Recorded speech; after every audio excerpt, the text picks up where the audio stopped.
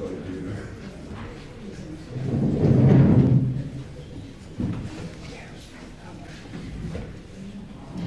valtuuston salin kokoontunut väki, esimiehet ja naiset, tervetuloa tilaisuuteen. Valitettavasti itse en päässyt tänään mukaan kanssanne tähän tilaisuuteen, koska olen työmatkalla Porissa. Olisi ollut mukava olla kanssanne hetki ja kuulla tämän vuoden yhdestä keskeisestä kärkihankkeesta ja siitä, että mitä kaikkea olemme sen osalta saaneet aikaan.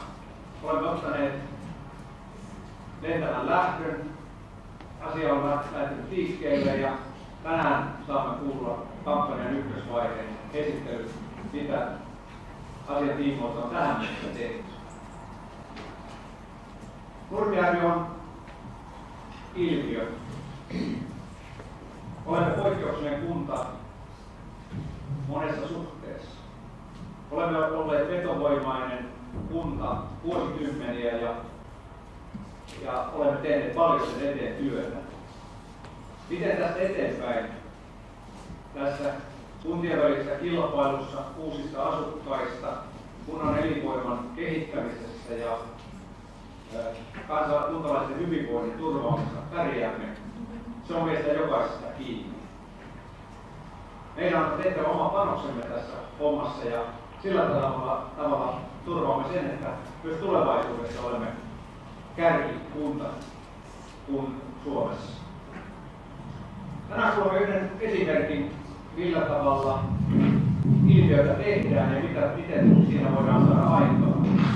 Voimme myös saada urheilusanalta yhden esimerkin, mikä on ilmiö, kuinka se luodaan ja kuinka siinä meidän jokaisen panos on. Ja heidän jokainen panos on ollut tärkeä. Tervetuloa mukaan viikkaamme yhdessä.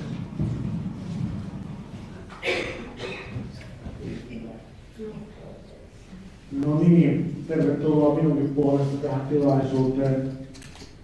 Mun nimi on Timo Mansikka ja mä edustan D3-organisaatiota, joka on ollut tässä kunnan kumppanina tuossa kunnanjohtajan mainitsemassa vetovoimaisuuden lisäämishankkeessa. Eli tänään on tarkoitus katsoa, mitä tämä kevään aikana tehty työ on, minkälaista hedelmää se on kantanut. Me olemme tosiaan tehneet markkinointikampanjan, jonka ensimmäinen vaihe näytetään tänään ja te olette paikalla sen vuoksi luonnollisesti, että me halutaan teidät innostaa.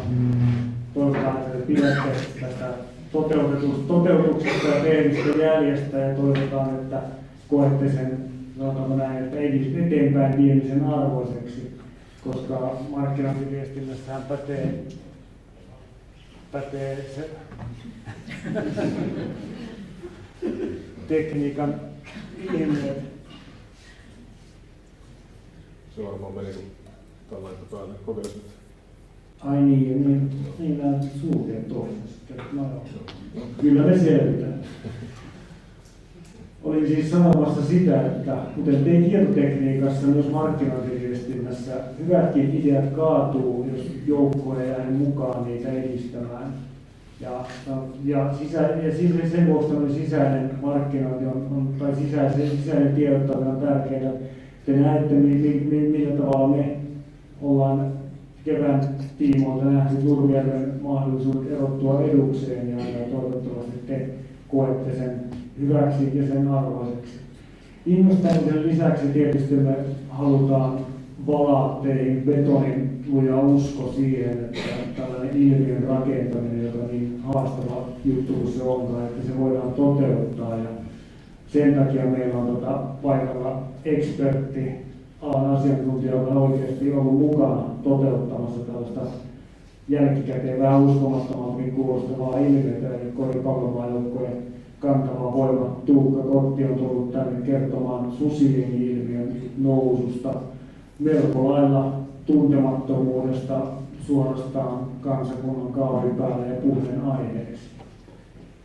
Ja susijengillähän on siinä, sanotaan, että Nurmijärvellä ja susijengillä on paljon yhtenäistä rajapintaa siinä, että aika lailla samaa tavoitteita tässä on Nurmijärvikin hakemassa, eli haluamme nousta tietoisuuteen ja varteutettavaksi vaihtoehdoksi silloin, kun uusia asuinkuntia ja yritysten sijoituspaikkakuntia ulkopaikkakuntalaiset hakee.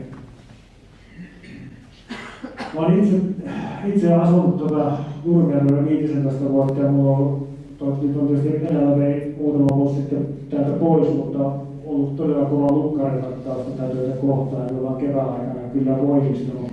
Täällä on tosi paljon hienoja asioita ja toivotaan tietysti, että kampanja auttaa myös teitä näkemään kuntanne arvoa ja kokemaan tiettyä ylpeyttä sitä kohtaa. Tuukan suhteen taas sanotaan näin, että miehen voi viedä pois Forssasta, niin kuin elämä on Tuuka vienyt ympäri Suomea ja Eurooppaa koripalloa pelaamaan ammattikseen, mutta niin, ei voi viedä Forssaa pois miehestä kuitenkaan, että hän taitaa olla siitä niin kiintyneitä, se vähän näin taitaa olla. Kyllä, ja toivottavasti saatte tosiaan mun puheesta selvää, että meistä forssalaista vähän sanotaan, että tupataan vähän mumiseen. Kun olet Forssassa, niin Vispilään, sieltä saa hyvää sinitonikkiä. Menisi suurin piirtein oikein. Aika liikaa. On kuitenkin antanut ymmärtää, että sä suorastaan tunnet kuitenkin Klaukkaalasta ihmisiä, että tämä ei mitenkään sun ensimmäinen visiittis kunnan alueelle. Ei ole joo. Yksi parhaista kavereista asuu täällä ja on tullut vierailtua kyllä seudulle ja on kunnia olla täällä mukana tänään. Toivottavasti pystyn auttamaan. Hieno homma. Ennen kuin päästään Tuukka todenteolla irti, niin käydään läpi tämmöistä pakollista ajattelua siitä, mitä kunnanjohtaja tuossa oikeastaan viittasi puheessaan, mutta kyseessä on tosiaan kärkihanke, eli se on merkittävä investointi kunnalle, ja sehän tarkoittaa sitä, että tavoitteet on asetettu korkealle ja panostukset siihen on merkittäviä, ja sen takia on tosi hienoa, että täällä olette sankojen joukoin mukana katsomassa, että kuten todettua, niin toivotaan, että tämä kampanja on sellainen, että se innostaa teidät siihen mukaan jakamaan sitä sosiaalisen median kanavissa. Et nyt ollaan tosi mielellä liikkeellä ja tavoitellaan ihan uudenlaista myötätuulta siihen muuttoliikkeeseen ja ilmiön rakentamiseen. Tietenkään se ei ole helppoa. Kysehän on kuitenkin loppuksi siitä, että meidän täytyy tosi kovassa kilpailussa erottua eduksemme, nousemaan irti siitä massasta, kun kunnat markkinoi hyvin kiihtyvää tahtia ja kilpailu uusista asukkaista ja yrityksistä on kova. Meidän pitää löytää se keino erottua eduksemme, nousemaan tietoisuuteen ja murtamaan se rajapinta. Kun hyvä informaatiotulva on niin valtaisa ja kilpailu kovaa, niin se taito päästä siitä läpi, niin se on entistäkin haastavampaa. Ja tietysti toivotaan, että me ollaan siinä onnistuttu ja toivotaan, että neuvostossa siihen myös.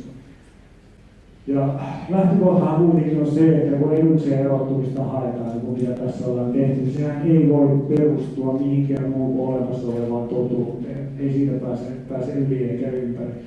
Eli kun aina sanotaan, että markkinointiviestinnässä se on enemmän louhintaa ja hiontaa, kun se on rakettitiedettä ja uuden asian keksimistä. Kyllä se totuus aina löytyy sieltä ytimestä, eli kunnan sisältä, ja me ollaan sitä työtä lähdetty tietysti tekemään siltä pohjalta. Ja sen takia me pidettiin pari kuukautta sitten aloitustilaisuus, jossa me haettiin tämmöistä, sanotaanko big-dataa ja muoti-ilmaisua käyttääkseni. Eli haettiin sitä sellaista lähestymiskulmaa siihen, että miten me voidaan tehdä Nurmijärvestä oikealla tavalla edukseen erottua kunta. Oli antoisa paneeli, tosi paljon läsnäolijoita, kiitokset heille vedän jälkikäteen ja saatiin tosi paljon hyviä kannanottoja ja mielipiteitä siitä, että mikä se meidän sisäinen kulma voisi olla.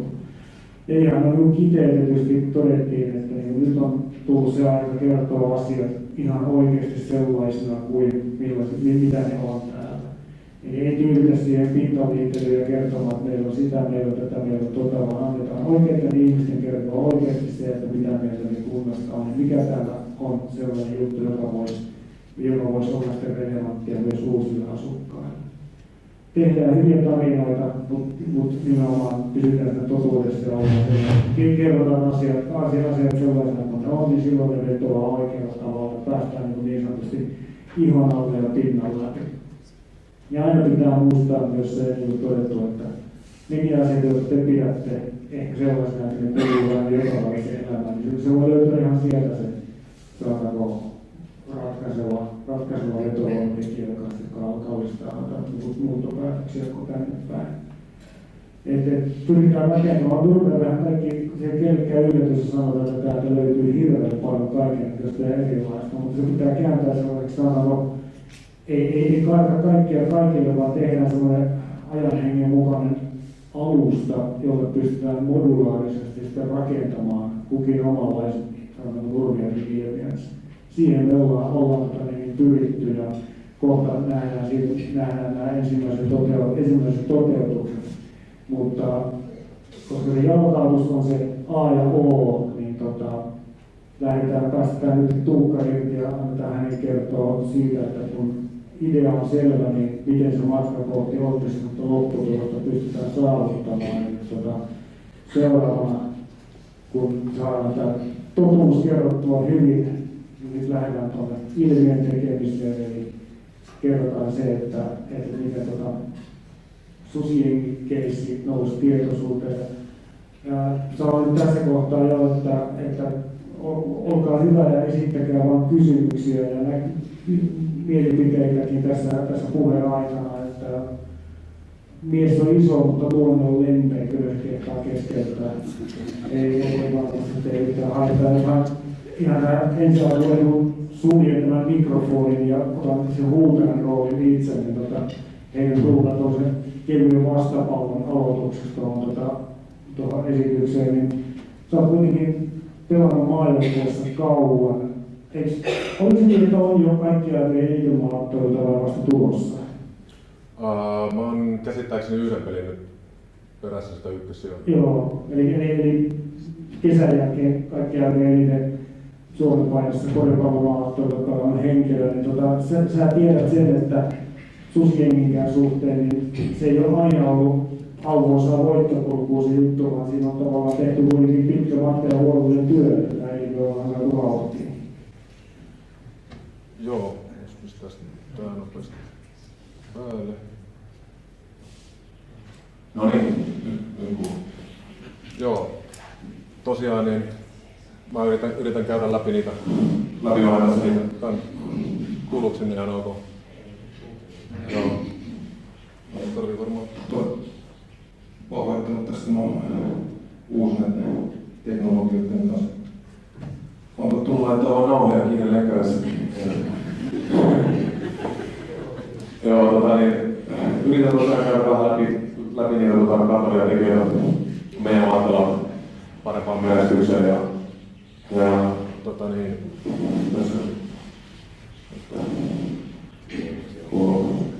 Joo, niin mä oon ollut mukana tuossa maajoukkueessa tosiaan 2000-luvun alusta asti. 2000 oli mun ensimmäinen vuosi, kun mä tulin mukaan ja se ei todellakaan ole jatkuvasti menestystä, että siinä on ollut paljon kaikkea matkalla ja 2000-luvun alussa itse asiassa me oltiin vielä semmoisessa tilassa, että se oli, me oltiin aina tyydytty siihen meidän rooliin.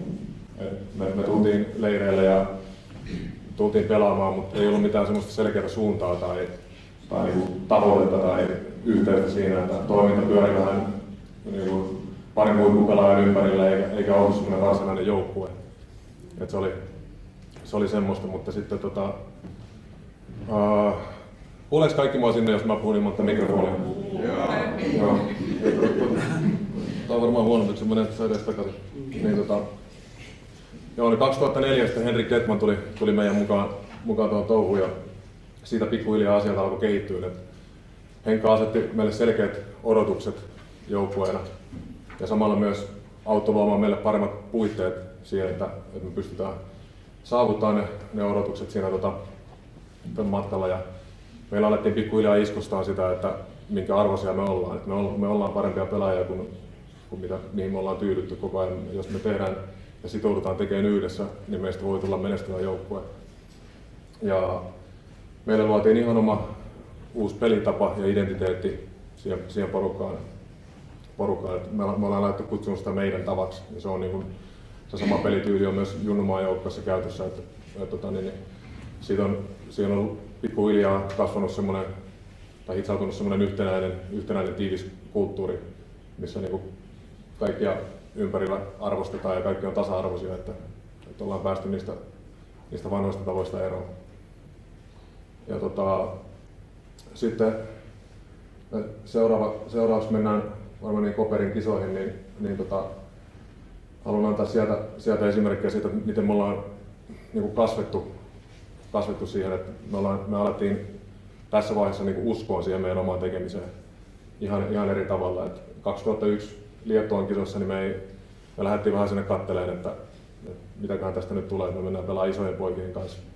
Ja ne kisat meni ihan ok sitten, kun me alettiin se tajua jossain vaiheessa, että me pystytään kilpailemaan täällä, mutta Cooperiin me lähdettiin ihan erilaisilla itseluottamuksella ja uskolla, että vaikka monet NS-asiantuntijat sanoivat, että meillä ei ole mitään mahdollisuutta, ja se oli etukäteen, se oli paperilla NS-kuoleman lohko, että siinä oli Ruotsi oli ainut, ketä meidän piti niin periaatteessa pystyä voittamaan, ja sitten oli Turkki, Venäjä, Italia ja Kreikka siinä, jotka on kaikki Euroopan kärkimaita, niin ei meillä pitänyt olla mitään mahdollisuutta. Me loppujen lopuksi lähdettiin lohkovoittajana siitä eteenpäin, että noi fanit, ketkä tuolla näkyy taustalla, niin niitä oli varmaan 3000 siellä paikan päällä, ja se oli aivan mieletön se tunnelma tuolla areenassa joka päivä. Ja se eka Turkki-peli vähän niin kuin siivitti heidät, ja kun me saatiin hyvä alku niille kisoille, niin sai noin fanit hurmokseen ja sai meidät hurmokseen, ja siitä se lähti, ja tosiaan kaadettiin vielä monta muutakin kovaa maata sinne matkalle. Sitten siirryttiin tuonne Ljubljanaan siitä jatkopeleihin, niin se, kun ei tosiaan kukaan ollut uskonut, että me mennään jatkoon, niin aika harvalla oli lippua enää Ljubljanaan tuosta eteenpäin, että suurin osa faneista lähti koti-Suomeen, niin sitten järjestettiin tilauslentoja vielä sinne Ljubljanaan, että osa porukasta pääsi takaisin kannustaa meitä sinne.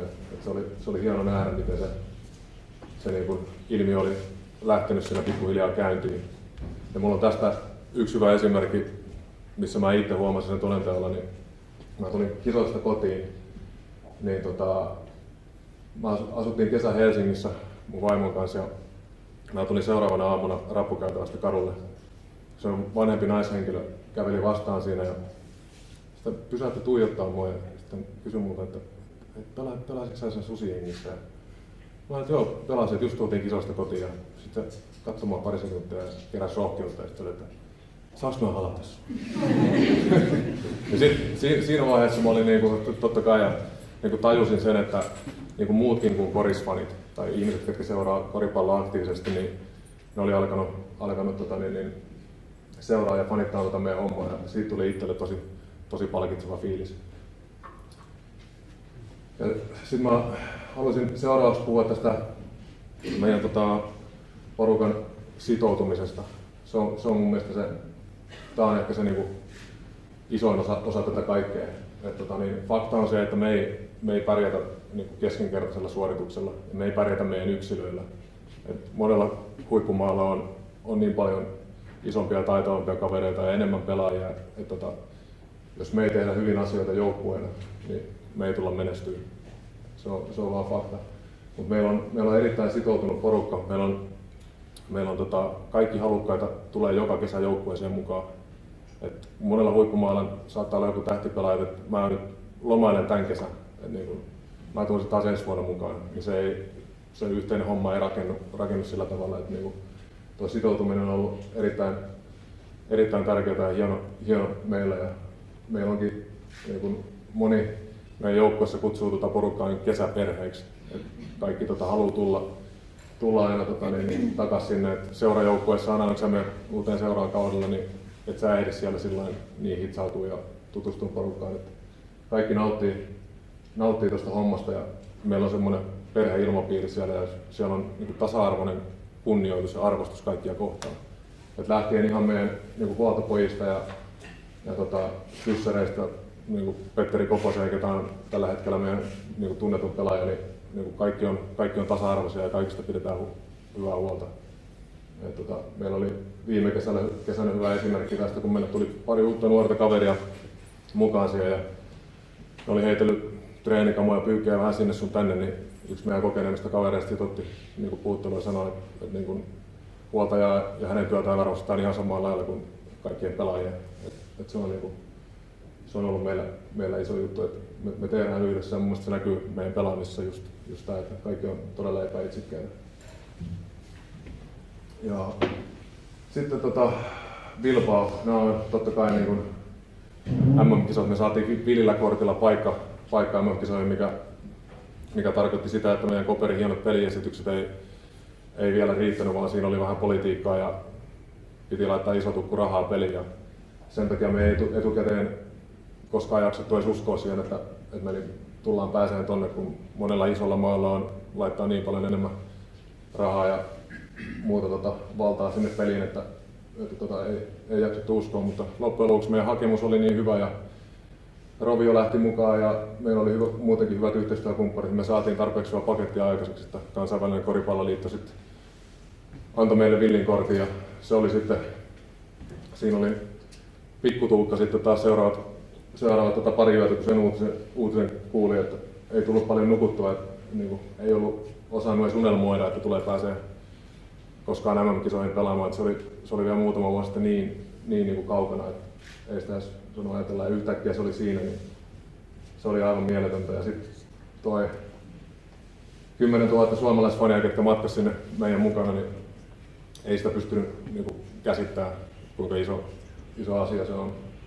Et se oli jotain aivan upeaa. Ja joka kerta, kun tää on siitä hallin ulkopuolelta, niin kun me tultiin bussilla siihen hallille matsiin, tai areenalle, ei se mikään halli ollut, mutta areenalle, niin kun näki tuon sinivalkoisen massan siellä, niin mun menee nytkin kylmät vedet, ajattelen sitä, niin kyllä siinä sai semmoisen adrenaliinin noihin matseihin päälle, että se oli ihan mieletöntä kyllä. Ja me pelattiin ensimmäinen peli USAta vastaan, mikä on ihan ehdoton kärkimaa koriksessa maailmassa.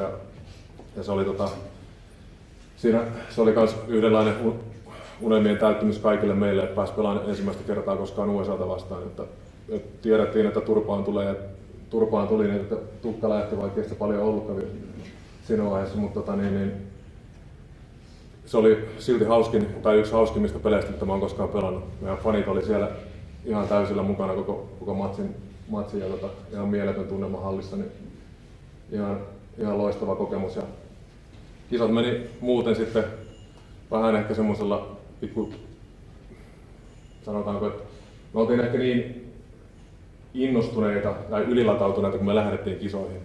Että se koko valmistautuminenkin oli ehkä vähän semmoista niin kuin jonkunnäköistä rauhoittelua, että se näkyi meidän pelaamisessa ja me voitettiin yksi matsi, sitten ei päästy jatkoon, mikä on jäänyt kyllä vaivaamaan sitten, koska jos me oltaisiin lähdetty ihan rennosti ja keskittyneesti tonne, niin me oltaisiin varmasti menty jatkoon ja menestytty vielä paremmin, mutta toisaalta se kertoi siitä, että niin kuin me ollaan MM-kisoissa ja me ei olla tyytyväisiä, että me ei päästä jatkoon, niin että me ollaan tultu niin kuin koko ajan ylöspäin tässä hommassa. Joo, ja edetään menestykseen askel kerrallaan. Eli ymmärretään, että tämä on niin kuin koko ajan prosessi. Et mikään ei tapahdu yhdessä yössä ja niin kuin meilläkin on ollut pitkä matka siitä, kun me tultiin B-divisioonasta. Noustiin ensin A-divisioonaan parin eri karsinan jälkeen. Sen jälkeen karsittiin EM-kisoihin ensimmäistä kertaa, ei päästy. Seuraavissa karsinoissa sitten päästiin. Ja se on niin kuin koko ajan, että välillä tulee voittoja, välillä tulee tappioita, mutta niin kuin pitää ymmärtää, että se on prosessi ja uskoo vaan siihen omaan tekemiseen ja siihen omaan kulttuuriin ja ennen kaikkea meillä niin kuin siihen omaan joukkueeseen ja niihin joukkuekavereihin. Mikään ei tapahdu yhdessä yössä, että mennään pikkuhiljaa eteenpäin. Ja viime kesän Montpellierin kisat, ne oli sitten jatkumo noista MM-kisoista tuli heti seuraavana vuonna. Ja ensimmäistä kertaa tuli semmoinen fiilis arvokisoissa, että on niin ihan normaalia tulla tänne. Me oltiin kehitytty siihen pisteeseen, että nyt tää on niin kuin, me kuulutaan tänne ja ei tässä ole mitään niin ihmeellistä, vaikka totta kai on fiiliksissä, että ollaan kisoissa, niin se oli taas merkki niin kuin mulle ainakin, että ollaan menty vähän eteenpäin. Ja me pelattiin avausmatsi kisaisäntä Ranskaa vastaan. hallitseva Euroopan mestari. Ja siinä oli tullut ehkä, vaikka tuolla oli arviolta 4-5 tuhatta suomalaista tuolla kisossa, ei niin paljon kuin Bilbaossa, mutta silti nähtiin, että meillä on edelleen se vahva kannatus siellä taustalla ja ilmiö elää voimakkaasti. Että tässä meni. Ja tuossa pelissä niin osaatte kuvitella, kun on kisaisäntä ja 5000 suomalaista, niin siellä oli aika hyvä tunnelma tuossa pelissä. Että tässäkään pelissä meillä ei pitänyt olla mitään mahiksia, me lopussa hävittiinkin niukasti, mutta se oli niin todella tasainen matsi ja saatiin hyvä alku kisoille. Ja kisoissa täälläkin mentiin jatkoon sitten, mutta kivikova Serbia tuli vastaan sitten jatkopeleissä ja tiputtiin siinä mutta jäi kisojen jälkeen semmoinen fiilis, että kun me ollaan päästy tälle tasolle, niin me ollaan aika lähellä sitä, että seuraavissa kisoissa tai kohtapuoliin, niin me aletaan oikeasti pelaamaan tuolla jatkopeleissäkin jo paremmista sijoituksista, että koko ajan mennään. Ja tää, että samalla kun mennään askel kerrallaan koko ajan eteenpäin, niin nautitaan siitä matkasta. Et pitää koko ajan osata arvostaa sitä, että missä ollaan sillä hetkellä. Et ei liikaa niin ajattele sitä, että me miettisin nyt, että niin koska Suomen koripallon maajoukkue pelaa, meidän pitää pelata olympialaisissa kohta. Niin ollaan siinä hetkessä niin läsnä ja nautitaan siitä. Ja meilläkin on porukassa semmoinen, että vaikka on tullut näitä pahoja tappioita ja kaiken maailman karvaita juttuja, niin meillä on aina ollut se hyvä porukkahenki, me ollaan pidetty hauskaa. Et siinä on koko ajan pysynyt semmoinen pilkäs silmäkulmassa siinä touhussa, että jos tulee se huono hetki, niin ei jäädä siihen tilanteeseen voivottelemaan, vaan niin uskotaan siihen, että se matka siitä jatkuu eteenpäin. Seuraavaksi ohjelmassa meillä, tämä on todella hieno juttu ja mulla on sen verran ikää, että mä toivon, että jatkuu vielä näiden sen jälkeen, mutta saattaa olla mulle niin kuin viimeinen etappi, mitä mä odotan todella innolla ja mun mielestä me ja meidän fanit on ansainnut. Meillä on kotikisat ensi kesänä ja niihin aletaan valmistautua nyt. Et siellä on hieno nähdä, missä vaiheessa tämä ilmiö on tai miten tämä näkyy täällä meidän kotimaassa. Niin ulkomailla on lähtenyt paljon porukkaa, niin kiva nähdä, millainen meininki saadaan Helsinkiin aikaiseksi ja mitä siitä tulee. Ja tähän loppuun on, tämä on mun mielestä hieno kommentti en kato, tää taisi olla Liettuan kisojen aikaan suurin piirtein, mutta just se, että niin kun, mun mielestä yksi tärkeimpiä asioita on se, että hoitaa sen oman tonttinsa niin kuin mahdollisimman hyvin ja oman roolinsa ja tekee työt hienosti, mutta samalla niin kuin arvostaa ja kunnioittaa kaikkia niitä siinä ympärillä. Et se on mun mielestä kaikessa tekemisessä se A ja O, ei pelkästään niin kuin meillä, että hyvä ohjenuora, mistä pitää kiinni. Ja mun osalta nämä mun höpinät on ehkä tässä. Mä haluan toivottaa kaikille erittäin hyvää kesää. Mä toivon todella paljon, että tästä saadaan teille jotain irti ja saadaan jonkunnäköinen ilmiö käyntiin. Ja mä mielenkiinnolla jään seuraamaan sitä, että miten tämä kehittyy. Tosi innolla. Ja mun puolesta olisi kellään mitään kysyttävää?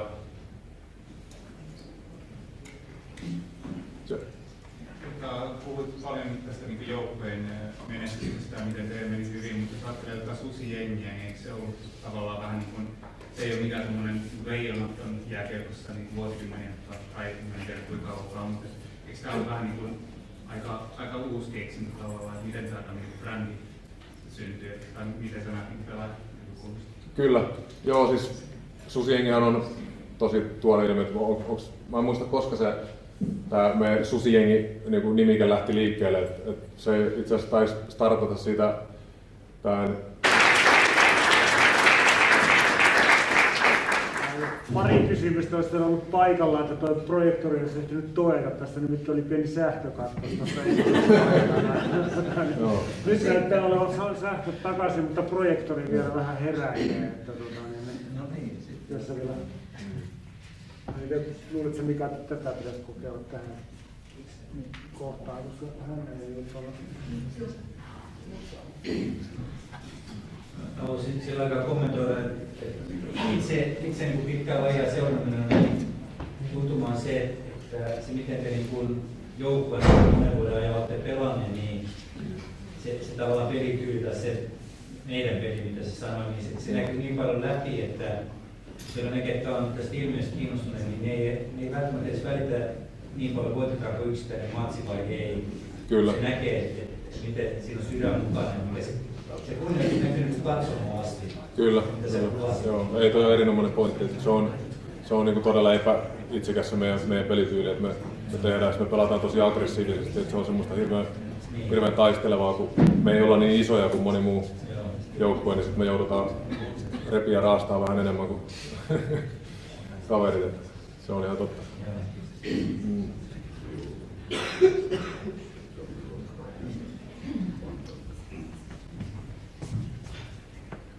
Noin. Kiitos Tuukalle ja sitten varmaan tämä vähän niin kuin, miten nyt sanoisi, pääepistola, eli esitellään nyt nämä käytännön toimenpiteet. Meillähän on tuo sosiaalinen media hyvin pitkälti se, minkä varaan lasketaan paljon, ja siinä tietysti pyritään saavuttamaan esitellyillä toteutuksilla nyt niin kuin tavallaan tämmöinen, sanotaanko, kansan suosio, mikä aina sosiaalisessa mediassa on kuitenkin tärkeää.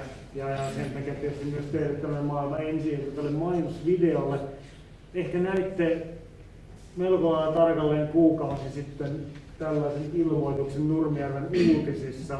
Eli tämä oli kutsu liittyen siihen, kun puhuttiin, että mitä aloitustilaisuudessa anti oli, että annetaan nurmijärveläisten kertoa, mitä mieltä he kunnassa ovat. Ja se laitetaan sen sosiaalisen median välityksellä kaikille kansalle. Toivottavasti myös te koette sen arvoiseksi, että jaatte sitä sidosryhmillenne. Sanotaanko näin, että en ainakaan tuossa kohtaa, kun tuota ilmoitusta tehtiin ja suunniteltu, niin ajatellut, että mihin tämä niin johtaa, mutta nyt nähdään sitten lopputulos. Sanotaanko näin, että tämän kun näette, niin uskon, että me pojat jäädään aika lailla lämmittelybändin asemaan, koska nyt astuu niin todelliset elämänsankarit estraadille ja kertoo, mistä tässä kunnassa on kysymys.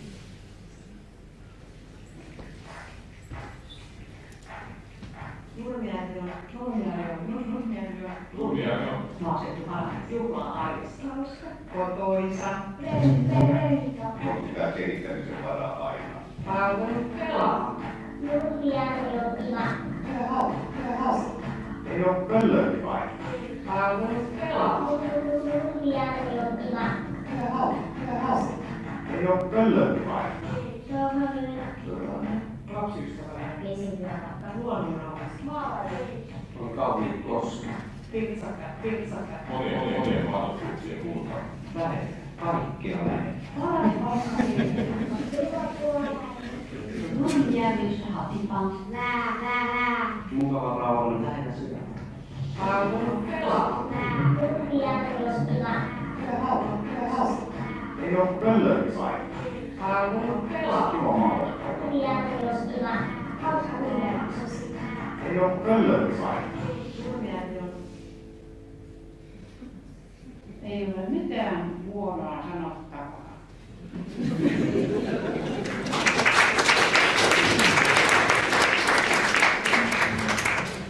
Eli tässä se olisi kuntanne syvin olemus kiteytetty minuuttia 15 sekuntiin. Tämä ilmestyy näinä hetkinä YouTubeen ja sitä kautta tietysti on jaettavissa sosiaalisen median kanavissa. Se johtaa tällaiselle kampanjasivustolle kuin Nurmijärvi on ilmiö.fi. Uskon, että Iilis on saanut jo äskeisesti versio toimimaan. Se on ollut kyllä heillä niin vahva tahtotila ja toteutuminen. Siellä on tietysti aiheeseen liittyvää kampanjahenkistä lähestymistä ja nämä on ikoneilla sitten esitetään ja jatkuu tuonne alaspäin kun rullaa, niin sitten Nurmijärven tarjoamaan eri muodoissaan, jotka sitten johtaa tietysti kotisivulle, josta ihmiset toivotaan, että niin lähtee hakemaan tarkempaa tietoa ja sen jälkeen tulee niin sanottu positiivinen ostopäätös, eli ryhdytään asiakkaiksi ja muutetaan tänne.